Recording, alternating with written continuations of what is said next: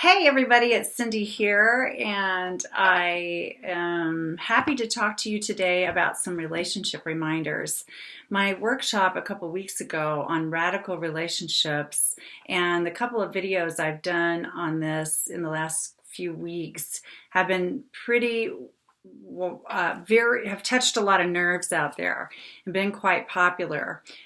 So popular that my workshop this month on Tuesday, June 26th at 7 o'clock here in Lawrence is going to be part 2 of the Radical Relationship workshop because so many people came. The room was more than full and just had a huge response and couldn't even begin to get everything done in 2 hours that people wanted to get done. So we're going to continue that conversation. And so I'm going to continue it here as well and touch on a few relationship reminders. And these are ways that you can help yourself in your relationships with or without the help from the other person, which may sound really, really weird. And let me just say right up front, I'm not suggesting that everybody shouldn't contribute to our relationships. I mean, in a healthy situation, there's giving and giving back and forth between the people in the relationship, both people in the relationships. Not just one always giving and the other one doing whatever they please. But at the same time, I want to teach you things, qualities and ideas that I know work to can help make you feel better and improve your relationships, even if the other person does not apply these things or does not choose to grow and evolve in their relationship skills. And so that's my point in bringing these up. So please take it for what it is and certainly write to me or call me or whatever if you have questions and want to explore this further or sign up for the workshop. You can see the event on my Facebook page here, Cindy D. Whitmer, and know all the information on how to get involved that way if you would like to. So enough of that. Let's talk about relationships. One thing that you can do that will radically improve your relationships on your own is to totally accept the other person 100% for who they are.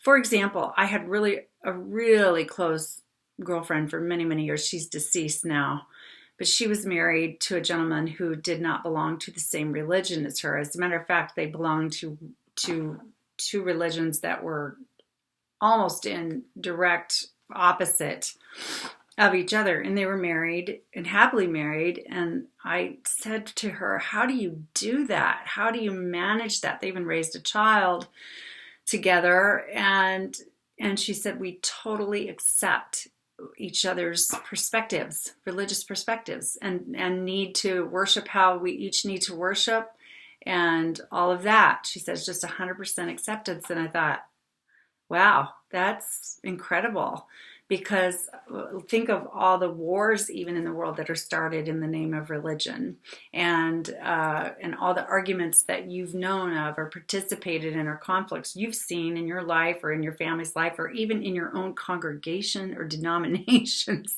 life over religious perspectives. So total acceptance. Long-term happy marriage ended in her death. So not from conflict is what I'm getting at. So total acceptance. The other day, my beloved son, who I just adore completely, had a rough time with me and needed to say some things that I found hurtful. And I disagree. I don't agree with his perception of me in these ways and so forth. So it was a very difficult conversation, and I did my best to remain calm, one of the things that I teach. And but I'm bringing it up because I want to help you when you're in that moment where someone you're in relationship with, even close, loving relationship with, like I am with my son, and they come out, kind of attacking you about things that maybe you're shocked about, or you just don't even, you're like, what? And it comes from left field kind of thing, which is how I felt. Um, and this isn't to pick on my son, it's to illustrate these skills. Okay, so I had a lot of choices. I could have flown off the handle. I could have been, well, I was upset. I did allow myself to feel very, very upset about this.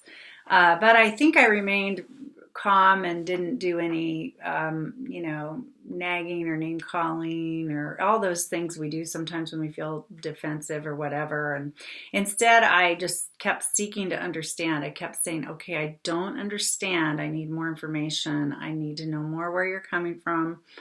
I hear what you're saying. I'm not getting it. Please help me. And then that was frustrating to him, but was the best I could do at the time.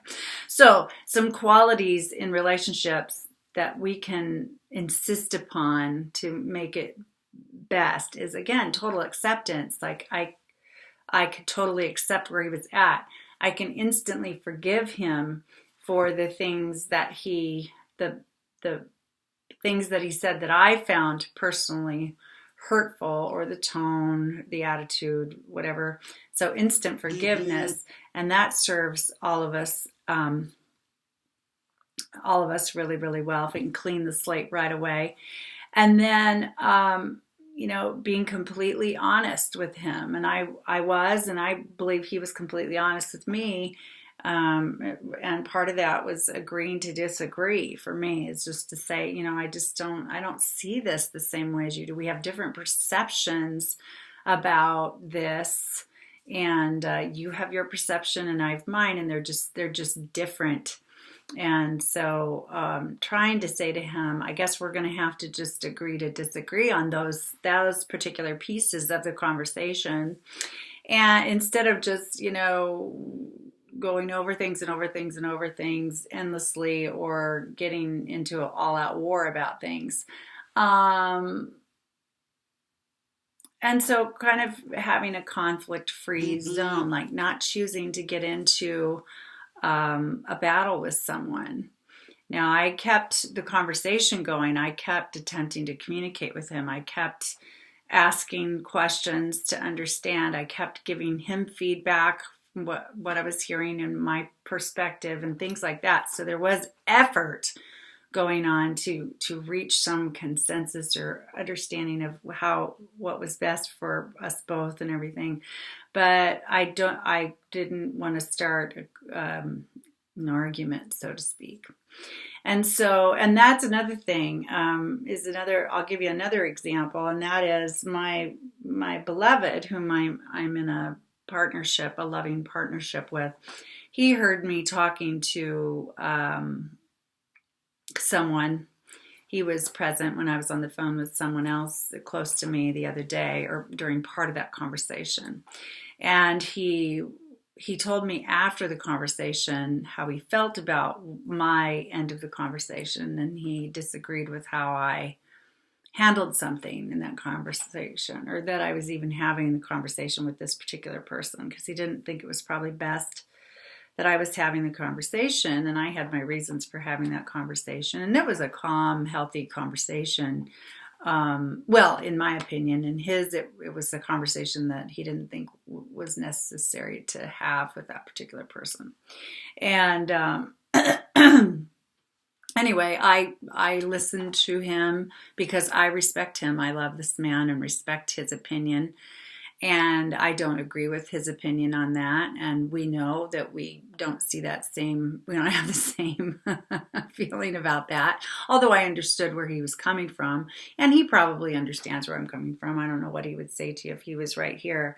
But the point is that it was okay for me that he didn't approve, I don't know if that's the right word, approve or support that I had that conversation, because I felt okay having the conversation, and I feel okay that he wasn't okay with it.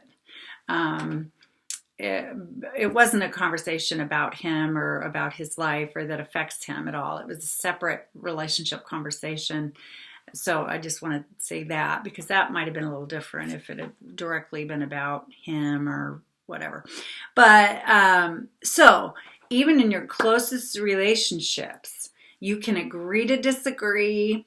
You can, and I didn't get into any debate about him with that. I just listened to his perspective and I said, I understand how come you feel that way. And he knows my opinion is different. And neither one of us got, it wasn't a negative moment or anything like that. You don't have to like I didn't feel like I had to defend myself or prove myself okay for having that conversation, or prove to him that he was wrong to think that it wasn't an okay conversation to have. There was no need for that. There's no need for right and wrong. There's no need for, I'm going to win this conversation and you're going to lose this conversation. Like that, if you can eliminate that, that goal or that kind of attitude in your relationships, in your communication, then you're going to save yourself a lot of headache. Even if the other person, now that wasn't the case for me, but even if the other person is trying to attempt that somehow, like trying to make you wrong and themselves right, with that goal in mind, like somebody's got to win and somebody's got to lose. Now that was not my beloved's frame of mind. That was not my frame of mind, so it worked out great.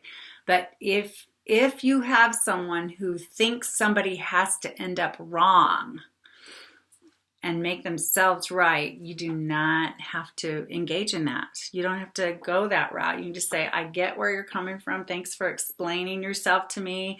I'm sorry you feel that way. I just happen to look at it differently, and and just kind of say neutral things and remain calm and move on. It's okay that everybody's unique. We're all unique. We all have our unique ideas about relationships and different all topics, and it's okay. It's really okay, unless there's something life-threatening, really, really serious, a serious emergency or life-threatening behavior or something that is involved. Most things we can find just some common ground or give each other space around. Not always, I understand that, but many, many times that y'all are getting upset with somebody else, even if it's just quietly in your mind, you don't have to, because you don't have to prove to them that, it's any certain way, or that your way is the way, or you don't have to prove to them that you know what you're talking about. You can just be confident in what you're talking about, but also respect and accept what they're talking about, without agreeing or disagreeing with them, just letting them be.